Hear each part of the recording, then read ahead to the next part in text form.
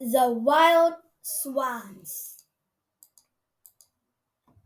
There once lived a king who had 11 sons and one daughter. The children were happy, but then their father married a wicked queen who did not love the children at all. Soon after the wedding, she turned the princess into 11 wild swans. Princess into 11 wild swans. With a strange cry, they flew through the windows of the palace, high up into the clouds and away. When the king asked the queen if she knew where the princess were, she merely, merely smiled and shook her head.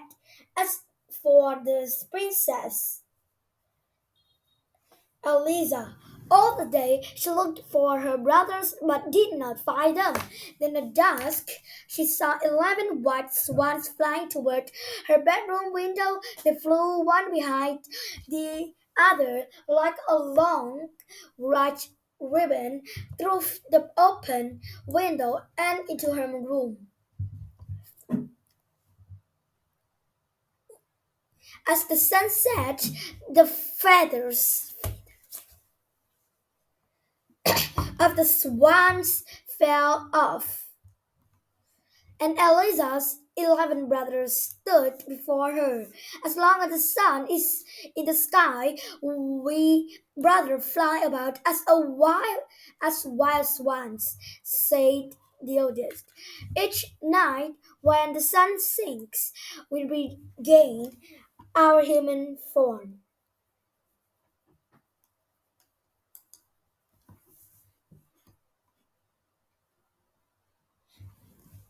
That night, Eliza dreamed that a fairy came to her. Your brothers can be released, she said, if you have courage and perseverance. Perseverance. Did you see the nettle which I hold in my hand? Many grow in and spin into yarn. From this yarn you must knit 11 shirts with long sleeves. If they are thrown over the 11 swans, the spell will be broken.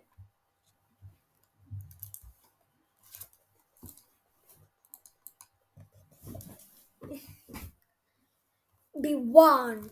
So the fairy added, from the moment commence your task until it is finished. You must not speak. The first word you utter will kill your brothers. Their lives hang upon your tongue. Then she touched Eliza's hand lightly with the nettle, and a pain like that of burning fire awoke the princess. Close by her lay a nettle like the one she had seen in her dream. It was broad daylight. Eliza's brothers had flown away, and Eliza went forth to begin her work. She went to the forest and gathered many nettles, which burned red blister on her hands.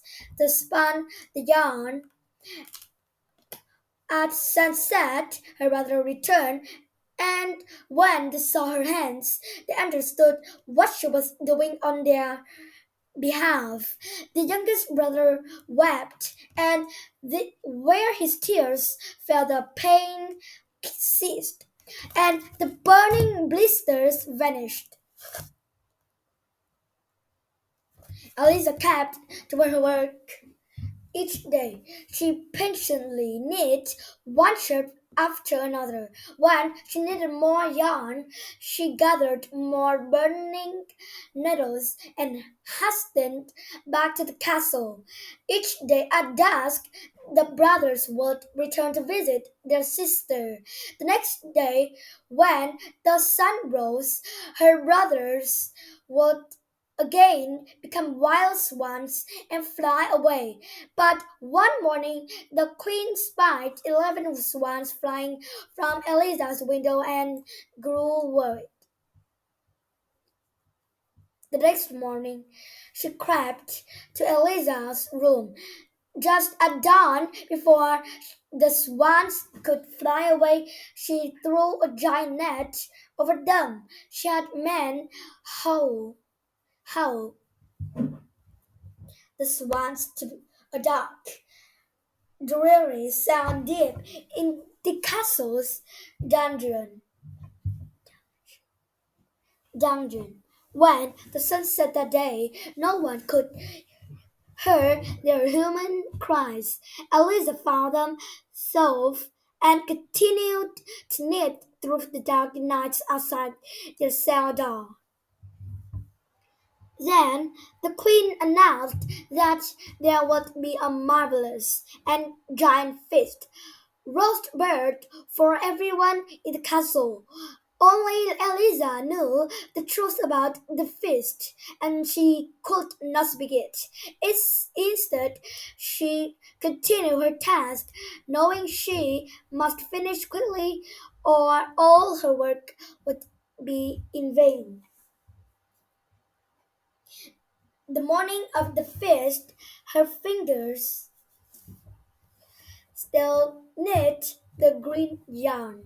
10 shirts lay in a pile at her feet outside her brother's prison cell. She was working hard on the 11th shirt when the man came to haul the swans away. As the queen unlocked the cell door, Eliza threw the 11 shirts over the swans. They turned into 11 handsome princes. The youngest brother's shirt was not quite finished, however. It was left with a swan's wing instead of an arm. The king was overjoyed to see his missing sons return. When he learned the truth about his new wife, he sent out guards to arrest her. On her throne they found a vulture. The queen was never seen again.